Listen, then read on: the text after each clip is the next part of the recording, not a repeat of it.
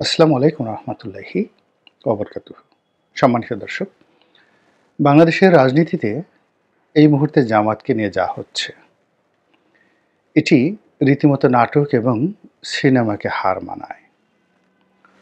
আমরা যেভাবে প্রাচীন গল্প কথায়, নাটকে, সিনেমাতে যে কাহিনীগুলো দেখে রীতিমতো রোমাঞ্চিত হতাম, হঠাৎ করে দেখা গেল যে কারো বাড়ির দারোয়ান, কর্মচারী, তো সেই দারোয়ান এবং কর্মচারী সময়ের বিবর্তনে বিরাট শিল্প কলকারখানার মালিক হয়ে গেলেন।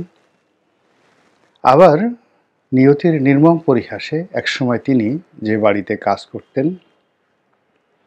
সেই গৃহকর্তা তার কাছে আবার চাকরির জন্য যাইত। তারপর রাজসিংহাসনের অধিকারী রাজাকে কখনো কখনো ইতিহাসের নির্মম যে পরিহাস, পথের ভিখারি হতে দেখেছি। আমরা জীবনে দেখিনি, নাটক সিনেমায় দেখেছি।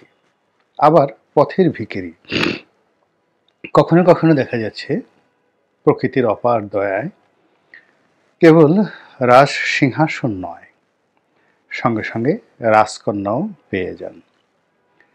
আর ওগুলো দেখে আমরা শৈশব কৈশোরে কত রকম কল্পনার যে জাল নিজেদের জন্য আমরা বিছিয়েছি, তার কোনো ইয়াত্তা নেই। কিন্তু 2025 সনে এসে আমাদের সেই পুরনো যে কল্পকথা, নাটক সিনেমা, এটি বর্তমান রাজনীতির যে প্রেক্ষাপট, সেই প্রেক্ষাপটে বাস্তবতা রূপ লাভ করেছে। আগস্ট মাসের 4 তারিখ পর্যন্ত, এমনকি 5 তারিখ দুপুর পর্যন্ত বাংলাদেশ বলতেই আওয়ামী লীগের রাজত্ব, বাংলাদেশ বলতেই শেখ পরিবারের রাজত্ব। শেখ হাসিনার জীবন যতদিন আছেন এ বাংলায়, ততদিন অন্য কেউ প্রধানমন্ত্রী হবে এ কথা কেউ স্বপ্নেও কল্পনা করেনি। এবং শেখ হাসিনাকে নিয়ে তার যে শক্তিমত্তা, এসব নিয়ে মানুষের মধ্যে এরকম একটা অবস্থা ছিল যে এ যতদিন জীবিত থাকবেন ততদিন বোধহয় ওই সিংহাসনে আর কারোর বসা হবে না। এই জন্য অনেকেই ঠাট্টা করে বলতেন যে, হে আল্লাহ, তুমি তাকে বেহেশত নসিব করো, তোমার তো আর অভাব নেই, তাকে যদি তোমার এত ভালো লাগে এই দুনিয়া থেকে তাকে সসম্মানে নিয়ে যাও, নিয়ে তুমি তাকে জান্নাতুল ফেরদাউস দিয়ে দাও, আমাদেরকে একজন ধুলো ধূসরিত আমজনতার নেতা, রাজা হিসেবে দান করো। তো সেই শেখ হাসিনা এভাবে যাবেন, এটা আমরা কেউ স্বপ্নেও কল্পনা করতে পারিনি। এবং এখানে সেই নাটক সিনেমার যে কাহিনী, সেটিকে হার মানিয়েছে। দ্বিতীয়ত, এই বাংলায় সবচেয়ে অবহেলিত এবং সবচেয়ে বিপদগ্রস্ত দল হিসেবে জামায়াত ইসলামী গত 15টি বছরে সাধারণ মানুষের যে আবেগ এবং অনুভূতির মধ্যে ছিল, এবং আওয়ামী লীগের অনেক ঘোরতর সমর্থক যারা মুক্তিযোদ্ধা ছিলেন এবং 71-এ জামাতের কর্মকাণ্ড দ্বারা মারাত্মকভাবে ক্ষতিগ্রস্ত হয়েছেন। আবার অনেকে কেবলই মাত্র আদর্শিক কারণে জামাতকে যেভাবে ঘৃণা করতেন, ঠিক সেই ঘৃণার মধ্যে থেকেও কেবলই মাত্র আওয়ামী লীগের জুলুম এবং অত্যাচারের কারণে অনেকে জামাতের প্রতি সহানুভূতি ছিলেন। তো সেই জামাত এই 2025 সনে এসে এতটা শক্তিশালী হয়ে পড়বে এবং তাদেরকে আল্লাহ রাব্বুল আলামিন এমন একটা জায়গায় পৌঁছে দিবে যে তাদের অবস্থানের কারণে সমস্ত মানুষ তাদেরকে হিংসে করবে, এটা আমরা কেউ স্বপ্নেও কল্পনা করিনি। আরও আশ্চর্য ঘটনা হলো যে জামাত বলতে বাংলাদেশে সাধারণত বাংলাদেশ জাতীয়তাবাদী দল বিএনপির একটা বি টিমকে বোঝানো হতো।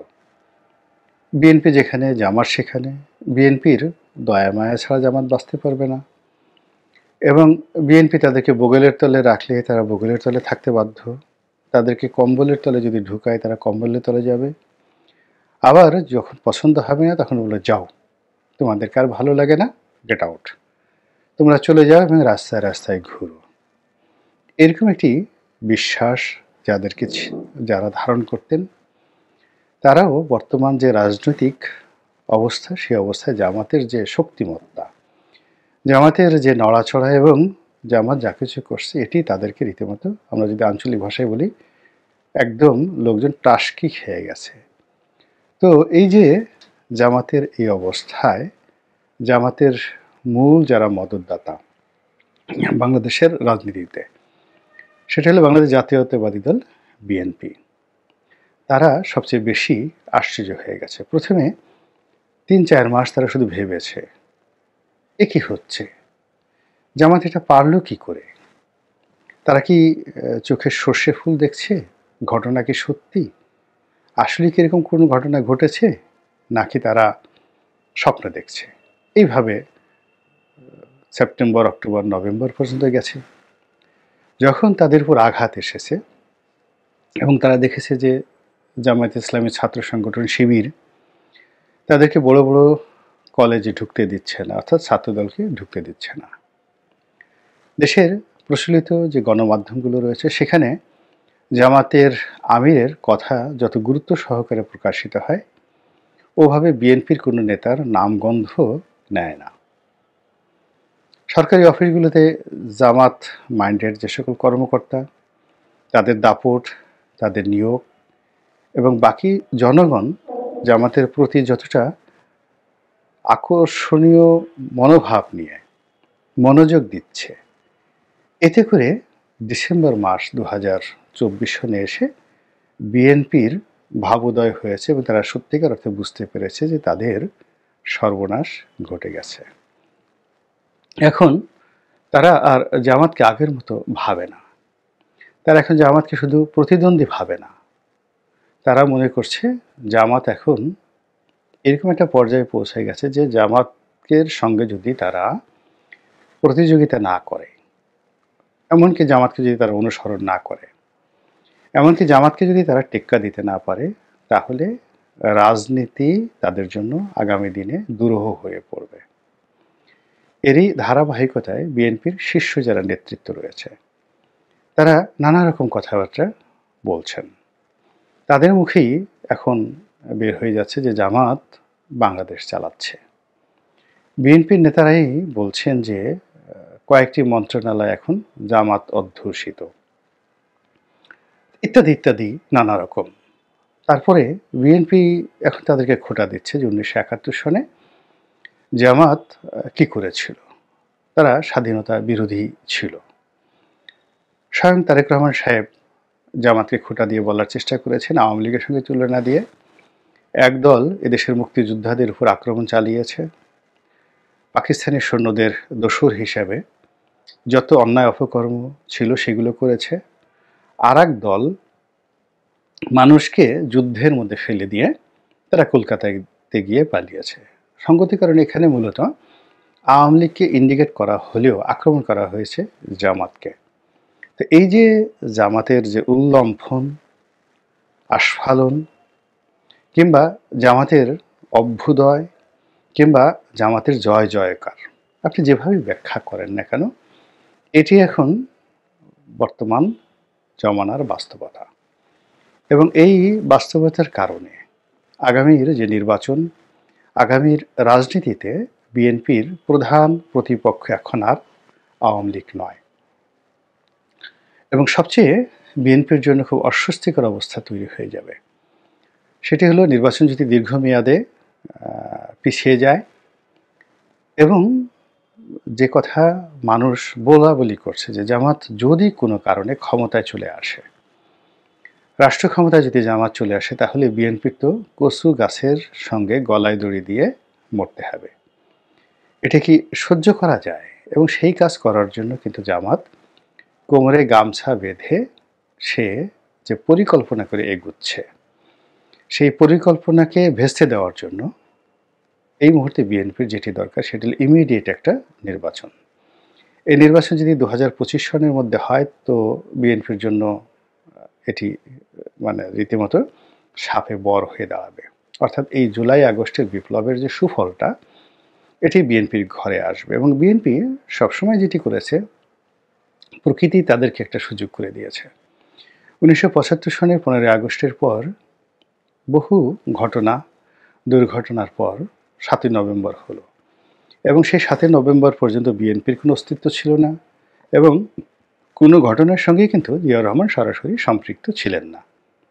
15ই আগস্টের সঙ্গেও ছিলেন না, 7ই নভেম্বরের সঙ্গেও ছিলেন না, খালেদ মোশাররফ সাহেব যে বিদ্রোহ করেছেন সেটার সঙ্গেও ছিলেন না, জেল হত্যার সঙ্গেও ছিলেন না, কোনো কিছুর সঙ্গে ছিলেন না। তিনি অ্যাবসলিউটলি একটা প্রফেশনাল যে মোড রয়েছে, সেই প্রফেশনাল মোডে সেনাবাহিনী চাকরি করেছেন। কিন্তু নিয়তি এবং প্রকৃতি তাকে এমন একটা সুযোগ করে দিল যে তিনি একেবারে শাহেনশাহ হয়ে গেলেন। আবার যখন এরশাদের পতন হলো, তখন বিএনপি ভীষণ রকম বিপর্যস্ত। কেননা 10টি বছর ধরে এরশাদ কন্টিনিউয়াসলি যাদেরকে টার্গেট করে তার রাষ্ট্র ক্ষমতাকে ব্যবহার করেছেন এবং বিএনপিকে তছনছ করে দেওয়ার জন্য, বিএনপিকে ভাঙার জন্য সব কিছু করেছেন। ফলে 1991 সনে বিএনপি ক্ষমতায় আসবে এটা বিএনপিও ভাবেনি এবং সত্যিকার অর্থে যখন তারা ক্ষমতায় এলেন, সরকার গঠন করা থেকে শুরু করে অনেক কিছুতেই তাদের বিব্রত বোধ করতে হয়েছে, কিন্তু প্রকৃতি তাদেরকে সুযোগ করে দিয়েছে। তো এইবারও একই অবস্থা। এবার যে বিপ্লব হলো, সেই বিপ্লবের সঙ্গে এখন ওপেন সিক্রেট যে জুলাই আগস্টের বিপ্লবের পেছনে জামাতের দীর্ঘদিনের পরিকল্পনা ছিল। এখন জামাত বিজয়ী, এই জন্য এই কথাগুলো বলা যাচ্ছে। আবার আগামীতে যদি জামাত পরাজিত হয়, তাহলে আর এক দফা ফাঁসির কাষ্ঠে ঝোলার জন্য যত তথ্যপত্র দরকার বাংলার আনাচে কানাচেগুলো ছড়িয়ে আছে।